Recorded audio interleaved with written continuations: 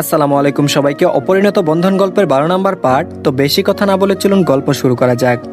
তুরজান কিছুক্ষণ পর রেডি হয়ে ভার্সিটির উদ্দেশ্যে একেবারে বেরোলো। তুরজানকে আসতে দেখে তানিয়া নেওয়াজ বলল, ক্লাস 9টায় যাওয়ার পথে আগে ওকে ডক্টর দেখিয়ে নিবে, আর সময় না হলে তোমার বাবা এখনো ডাক্তারের চেম্বারে আছে, ওখানে ওকে দিয়ে এসো। তুরজান বেরিয়ে যেতে নিল। তানিয়া নেওয়াজ বললেন, ব্রেকফাস্ট করলে না? না বলেই তুরজান রোজাকে গাড়িতে আনতে বলল। তানিয়া নেওয়াজ ছেলের দিকে তাকিয়ে বলল, তোমার বুদ্ধশুদ্ধি সব লোপ পেয়েছে, মেয়েটার পা মুচড়ে গেছে আর তুমি বলছো হেঁটে গাড়িতে যেতে। তুরজান প্রশ্নসূচক তাকাতেই মিরান বলল, ভাইয়া দেখছো না বোনের পা কতটা ফুলে গেছে, ওকে কুলে করে নিয়ে যাও। বলতেই তানিয়া নেওয়াজের ফোন বেজে উঠল। তানিয়া নেওয়াজ ফোন রুমে ফেলে এসেছে, তাই তিনি রুমে চলে গেলেন। তুরজান ফিরে এসে কোনো কথা না বলে রোজাকে কুলে তুলে নিল। রোজা কিছুটা ভোরকে তুরজানের বুকের কাছে শার্ট খামছে ধরলো। চোখ খুলতেই সে তুরজানের কোলে অনুভব করলো নিজেকে। মিরান যেন হেসে গড়াগড়ি খাচ্ছে, তার ভাবনা চিন্তা মিলে গেছে। এটাই তো ভেবে সে হাসছিল এতক্ষণ। আর আজ মিরানকে হাসতে দেখে বলল, ছোট দিদু ভাই, তোমার ছেলে পাগল হয়ে গেছে। তুরজান বাড়ি থেকে বেরিয়ে গাড়ির দিকে অগ্রসর হতে বলল। আমার থেকে তো মনে হয় বেশি খাস, তবে খাওয়া অনুযায়ী তোর ওয়েট এত কম, কেউ কোলে নিলে বলবে নেওয়াজ পরিবারের মেয়েদের খেতে দেয় না। যা বললো, আমি কারোর কোলে উঠতে ঠেকাই পড়েছি যে সে আমাকে খাওয়ার কথা বলবে। তুরজান বলল, ও তুই ঠেকাই পড়িসনি, আমি তোকে ইচ্ছে করে কোলে নিয়েছি। ভালো, আমার ঠেকা নেই কাউকে কোলে নিয়ে নিজের শক্তি অপচয় করার। বলে হাতের বাঁধন ঢিলা করলো। এর থেকেও শক্ত করে ধরে রাখতে চাইবো, শুধুই তুমি বুঝো না, আর কোনোদিন ঢিলা করতেও চাইবো না, শুধু একবার পুরো আমার হয়ে যাও। রোজা তুরজানকে চুপ থাকতে দেখে বলল, আচ্ছা আপনি কি আমায় খাওয়ার কোটা দিলেন নাকি না খাওয়ার কথা বললেন ঠিক বুঝলাম না। তুরজান বলল, তুই কি বা বুঝিস? রোজা বলল, সব বুঝি। তুরজান বলল, তাই? রোজা বলল, হুম। তুরজান বলল, শুধু কিছু বুঝাতে চাইলে ওইটা বাদে। তুরজান রোজাকে এনে গাড়ির ফ্রন্ট সিটে বসিয়ে দিল, তারপর নিজেও ড্রাইভিং সিটে বসে গাড়ি স্টার্ট দিল। গাড়িতে বসে রোজা তার পায়ের দিকে তাকিয়ে অবাক হয়ে বলল, আমার পায়েল? এত জোরে বলেছে যে তুরজান গাড়ি থামিয়ে জিজ্ঞেস করলো, কি সমস্যা ইডিয়েট? রোজা বলল, আমার পায়েল।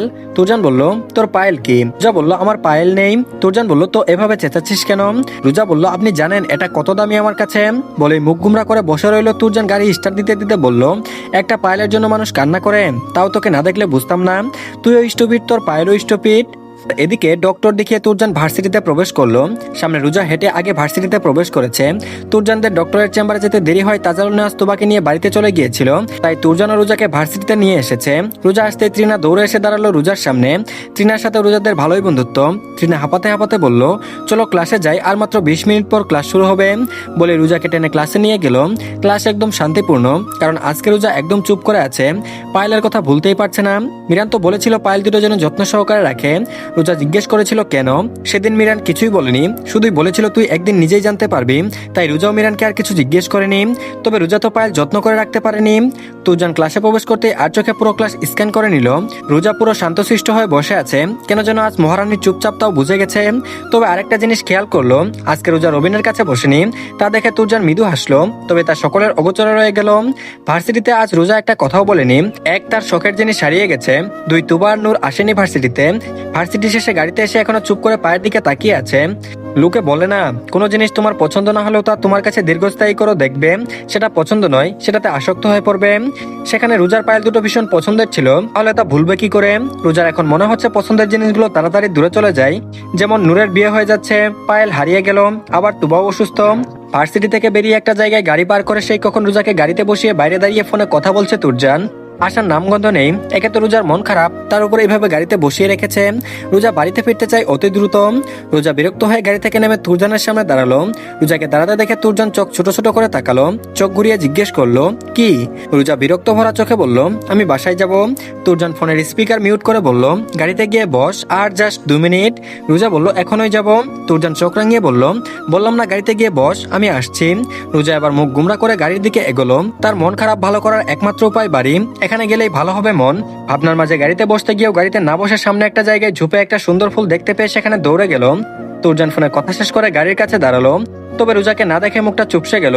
রোজা আবার অন্য গাড়ি করে বাড়ি ফিরবে বলে চলে গেল না তো। এদিক ওদিক তাকাতে লাগলো। রোজা দেখা না পেয়ে ভীষণ অদ্ভুত ফিল আসতে লাগলো। মনে হচ্ছে তুরজানের হাত পা কাঁপছে। হঠাৎ সামনে এগোতেই দেখলো রোজা ঝোপের উঁচু ডাল থেকে লাফিয়ে লাফিয়ে ফুল পাড়ার চেষ্টা করছে। তার কিছু দূরত্বে কিছু বকাটে ছেলে পুলে দাঁড়িয়ে কানাঘোষা করছে, হয়তো রোজাকে নিয়েই কিছু বলছে। তুরজানের হাতের রগগুলো যেন ফুলে উঠছে রাগে। মন চাচ্ছে ওই ছেলেগুলোকে না রোজার মুখের মানচিত্র পাল্টাতে। জন বললো তো 2 মিনিট পর আসছে, আর এই মুহূর্তে 2 মিনিট ধৈর্য ধরতে পারলো না। এত চাঞ্চল্যতা আজ বের করবে। ছেলেগুলো এগোনোর আগেই তুরজান দৌড়ে এসে সেখানে গিয়ে রোজাকে টেনে তুরজানের দিকে ফেরালো। তবে রোজা বুঝে ওঠার আগে রোজার গালে ঠাস করে চর বসিয়ে দিল। রোজার গালে চর পড়েছে বুঝতে আরেকটা চর দেওয়ার জন্য তুরজান হাত উঠালো, কিন্তু রোজার দিকে তাকিয়ে হাত নামিয়ে নিল। রাগে দৃষ্টি ফেলে রোজার দিকে তাকিয়ে বলল, কি সমস্যা তোর? তোমাকে শান্তিতে থাকতে দিবি না বলেই তোর জন্ম, তাই না? ইডিয়ট কোথাকার। রোজা তখনও চুপ করে গালে হাত দিয়ে ফেল চোখে তুরজানের দিকে তাকিয়ে আছে। তুরজানের ধমকে কিছুটা কেঁপে উঠলো, মিনমিনিয়ে কান্না চেপে ভাঙা গলায় বলল, আমি ওই ফুলটা নিতে। তার আগে তুরজান ধমকে বলল, আরেকটা কথা বললে ওই গালেও একটা পড়বে ইডিয়েট। গাড়িতে গিয়ে বস, আজ থেকে তোর ওদেরযোগেরই শেষ। একদম শান্ত হয়ে থাকবি, না ছুটাছুটি করবি না বেশি কথা বলবি। আর কিছু বলার আগে রোজা চোখ মুছতে মুছতে গাড়িতে গিয়ে বসলো। তুরজান নিজের রাগ চেপে রাখতে না পেরে সামনে থাকা ভাঙা দেয়ালে পাঞ্চ মারলো। দেয়াল পুরোটা থাকায় তুরজানের হাত কিছুটা কেটে গিয়ে ফিনকি দিয়ে রক্ত পড়তে শুরু করলো। তুরজান সেদিকে খেয়াল করলো না, সোজা গিয়ে গাড়ি স্টার্ট দিল। গাড়ি চলছে আপন গতিতে। আর এদিকে গাড়ি এসে নেওয়াজ বাড়িতে থামলো। তবে এতক্ষণ দুজনে একটা কথাও বলেনি। তুরজান রোজার দিকে তাকিয়েছিল, কিন্তু রোজা গাড়ির উইন্ডোতে মাথা টিকিয়ে অন্যদিকে তাকিয়েছিল। তাই তুরজান আর কথা বাড়ায়নি। গাড়ি থামাতেই রোজা তুরজানের আগে নেমে বাড়িতে ঢুকলো। রোজাকে গুমরা মুখে আসতে দেখে তাজারুল নেওয়াজ বললেন, আমার আম্মুকে আজকেও নিশ্চয়ই হিটলার বকেছে, তাই মুখটা অমন করে রেখেছে। রোজা এতক্ষণে চুপ করে থাকলো। এবার বড় আব্বুর আশকারা পেয়ে তুরজানের নামে বিচার দেওয়ার উদ্দেশ্যে পা বাড়াতেই ইভাকে দেখে থেমে গেল। ইভা তোবার কাজিন, তোবা অসুস্থ শুনে দেখতে এসেছে। ইভা রোজার সামনে এসে বলল, রোজা স্মিতা নাম। রোজা বলল, তুমি কে? ইভা বলল, আমাকে ভুলে গেলে? ভুলতেই পারো, সেই 9 বছর পর দেখা হলো আমাদের, কিন্তু আমি ভুলিনি। রোজা বিস্মিত কণ্ঠে বলল, তুমি ইভা আপু? ইভা বলল, রোজা বলল, কেমন আছো আপু? ইভা বলল, ভালো, তুমি? রোজা বলল, ভালো। রোজাকে আসতে দেখে বাড়ির সবাই এগিয়ে আসলো। সকালে মেয়েটার পায়ে চোট লেগেছিল, তা নিয়ে নেওয়াজ এসে বলল, দুজনের কথা শেষ হলে ফ্রেশ হয়ে নে রোজা। আর পায়ের এখন কি অবস্থা? রোজা বলল, এখন ঠিক আছে বড় আম্মু। রেহানা নেওয়াজ এসে বলল, ছোটাছুটি এখন একটু কম করবি, এত বড় মেয়ের এত ছোটাছুটি ভালো না। রোজা বলল, আম্মু বেশি কিছু তো হয়নি। রেহানা নেওয়াজ বলল, বেশি কিছু হয়নি, যদি হতো, তাই সাবধানের কোনো মান নেই, এখন ছোটাছুটি কমিয়ে চলবি, আর যেন এমন না হয়। বলতেই গাড়ি পার্কিং করে এসে তুরজান বাড়িতে ঢুকলো। তুরজানের বাড়িতে ঢুকা দেখে রোজা কোনো কথা না বলে উপরে চলে গেল। তুরজানকে দেখে ইভা এগিয়ে এসে বলল, আরে ভাইয়া, তোমার তো হাত কেটে রক্ত পড়ছে। তুরজান এতক্ষণ খেয়াল করলেও কিছু ভাবিনি যে কাটা হাতে বাড়িতে গেলে কি হবে। তবে এবার হাতের দিকে তাকালো, কাটা হাতে ড্রাইভ করার কারণে আরো রক্ত বেরিয়েছে। তানিয়া নেওয়াজ এসে তুরজানের পাশে দাঁড়ালো, চিন্তিত কণ্ঠে বলল, দেখি, ইস কতটা কেটে গেছে, নিশ্চয়ই আবার মারামারি করেছিস। তানিয়া নেওয়াজ কিছু বলার আগেই তাজারুল নেওয়াজও এগিয়ে এসে বললেন, ভুলে যাও না তুমি নেওয়াজ বাড়ির ছেলে, আর নেওয়াজ বাড়ির লোকজন ঝামেলায় জড়ায় না। আর একটা কথা, রোজাকে কথায় কথায় ধমকানো বন্ধ করো, নয়তো আমি তোমার কাছে ওকে রাখবো না। মানে কি করবে তুমি ভালো করেই জানো, আর বুঝেও গেছো। বলেই তিনি রুমে চলে গেলেন। তানিয়া নেওয়াজ হয়তো কিছু বলতে চাইলেন, কিন্তু যতই হোক মা তো, তাই কিছু বললেন না। তানিয়া নেওয়াজকে ফার্স্ট এড বক্স আনতে দেখে মিরান দোতলা থেকে নেমে আসতে লাগলো। সবাই যেন একেবারে অস্থির হয়ে গেছে। এক মেয়ে অসুস্থ, আরেকটার কি হয়েছে কে জানে। আর তুজান সেও হাত কেটে বাড়িতে ফিরল। রোজা ফ্রেশ হয়ে নিচে আসার জন্য মাছ সিঁড়িতে আসতেই ইভাকে তানিয়া নেওয়াজের থেকে বক্স নিয়ে নিতে দেখে রোজা ওখানেই থেমে গেল। ইভা তুরজানকে ড্রেসিং করে দিতে গেলে তুরজান দোতলায় তাকিয়ে বলল, লাগবে না, ইটস ওকে। রোজা রুমে ফিরে গেল। তুরজান বলেই সোফা থেকে উঠতে গেলে তানিয়া নেওয়াজ ধমকে বললেন, লাগবে না মানে? দেখেছিস কতটা কেটে গেছে, তাও বলছিস লাগবে না? তুরজান আর কিছু বলল না। যতই হোক মায়ের বাধ্য সন্তান। মিরানকে নেমে এসে ব্যান্ডেজ করে দিতে ইশারা করলো। মিরান নেমে এসে ইভার হাত থেকে সব নিয়ে যত্ন সহকারে তুরজানের হাতে ড্রেসিং করে সফেদ রঙের কাপড় হাতে ব্যান্ডেজ করে দিল। আর এদিকে রাত 8টা, সবাই একসাথে ডিনার করতে বসেছে। রেহানা নেওয়াজ রোজার প্লেটে বিরিয়ানি তুলে দিতে দিতে বলল, তোর কি হয়েছে? রোজা চুপ থেকে বলল, কিছু না। মুস্তাফা নেওয়াজ বলল, আম্মু তোমার কিছু হয়েছে? আজকে এত চুপচাপ করে আছো কেন? রোজা বলল, সবাই তো তাই চাই, আমি শান্ত হয়ে থাকি, চুপচাপ থাকি। মুস্তাফা নেওয়াজ বলল, তোমার আম্মু বকেছে? রোজা আর কোনো কথাই বলল না। রোজা আজকে থেকে একদম চুপ করে থাকবে, না কারোর সাথে কথা বলবে, না কাউকে বিরক্ত করবে। সবাই বলে রোজা বেশি চঞ্চল, তবে ছোট থেকে কেন সেটা বলেনি। ছোট থেকে বললে তো রোজা এমন হতো না, অন্যদের মতো চুপচাপ হয়ে থাকতো। আরাজ বলল, ও ফুপি, তুমি চুপচাপ থাকবে কেন? তুমি চুপচাপ থাকলে আমি খেলবো কার সাথে? তুমি কথা বলো, আমি তোমাকে বেশি জ্বালাবো না। ফিয়া নিজেই তো বোনের মতিগতি বুঝতে পারছে না। মানলো যে রেহানা নেওয়া চুপচাপ থাকতে বলেছে, কিন্তু সে তো প্রতিদিনই বলে। কই, এমন অভিমান নিয়ে তো থাকে না। তাহলে কি তুরজান কিছু বলেছে? বলতে পারে, এরা তো কেউই স্বাভাবিক নয়, একেবারে অস্বাভাবিক যাকে বলে। মিরানাজ তাই চুপচাপ রইল। তোমার অসুস্থতায় এমনি সকলের মন মেজাজ ভালো নেই, তারপরও রোজা সেও আজ কথা বলছে না, তাই তারও আজ কথা বলার ইচ্ছে নেই। সবাই একসাথে খাওয়া দাওয়া শেষ করে রুমে গেল। এদিকে তানিয়া নেওয়াজ আর রেহানা নেওয়াজ আজকে তুবাদের রুমে থাকবে। মেয়েটার জ্বর কমছেই না, ডক্টর দেখানোর পরেও জ্বর একটুও কমেনি। তাই রোজাকে বলা হলো রাহেলা নেওয়াজের রুমে থাকতে। রোজা রাহেলা নেওয়াজের রুমের ড্রেসিং টেবিলের সামনে বসে ওনা রেখে মুখের দিকে তাকিয়ে আছে। ওই বিটকেলটা তার মুখে থাপ্পড় মেরেছে। হঠাৎ আয়নায় চোখ পড়তে দেখলো তুরজান দরজায় হেলান দিয়ে দাঁড়িয়ে আছে। রোজা ঘুরে বিছানা থেকে ওড়না নিয়ে নিল। তুরজান এসে সোজা বিছানার মাঝখানে সিলিং এর দিকে তাকিয়ে শুয়ে পড়লো। রোজা হতবাক চোখে তাকিয়ে রইল, তবে কথা বলল না।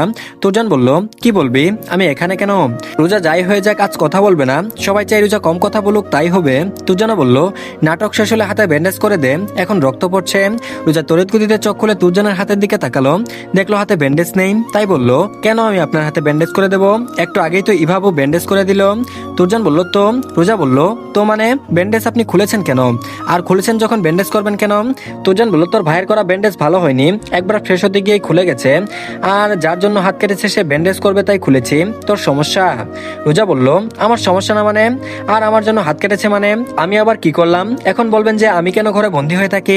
তুরজানকে চুপ থাকতে দেখে রোজা বলল, পারবো না ব্যান্ডেজ করে দিতে, তাছাড়া আপনি আমাকে তখন মেরেছেন, আমি আপনার সাথে কথা বলবো না। তুরজান বলল, সত্যি? রোজা বলল, হুম। তুরজান বলল, সত্যিই তো? রোজা বলল, হুম। অমন ঘুরিয়ে কথা বলছেন কেন? এখনই করে দিচ্ছি বলে রোজা ফার্স্ট এইড বক্স নিয়ে বিছানায় তুরজানের পাশে বসলো। তুরজানও উঠে বসলো, তারপর রোজা যত্ন সহকারে তুরজানের হাতে ব্যান্ডেজ করে দিল। তুরজান তখন রোজার দিকে তাকিয়ে, রোজার চোখ ছোট ছোট করে তুরজানের দিকে তাকিয়ে বলল, কি দেখছেন? তুরজান বলল, তোকে না মানে তোর ঘরে স্পট এলো কি করে? রোজা ঘরের স্পটে হাত রেখে বলল, মানে কিছু না। কিছু না বলে চলে যেতে গিয়ে আবার ফিরে এসে বলল, তোর পড়াশোনা নাকি আগের চেয়ে ড্যামেজ হয়ে গেছে, কাল থেকে বাসায় সন্ধ্যায় পড়তে বসবি। রোজা বলল, এত পড়া করেন কেন সব সময়? তুরজান বলল, তো কি করবি, বিয়ে করবি? রোজা বলল, আজব, আমি কখন বিয়ের কথা বললাম? তুরজান বলল, বলে পড়তে বসবি প্রতিদিন। বলে তুরজান রুম ত্যাগ করলো। রোজা বিড়বিড় করলো, হিটলার বেড়া তোর কপালে এমন বউ জুটবে যে তুই তার জ্বালায় পড়ার কথা ভুলেই যাবি, পাগল হয়ে যাবি, অসহ্য কথায় কথায় পড়তে বলে। তো ধন্যবাদ সবাইকে, আজকে এই পর্যন্তই। পরবর্তী পার্ট খুব তাড়াতাড়ি পেয়ে যাবেন। সবাই প্লিজ আগে চ্যানেলটিকে সাবস্ক্রাইব করে দিন আর ভিডিওতে অবশ্যই লাইক দিবেন। তো ভালো থাকবেন সবাই, আল্লাহ হাফেজ।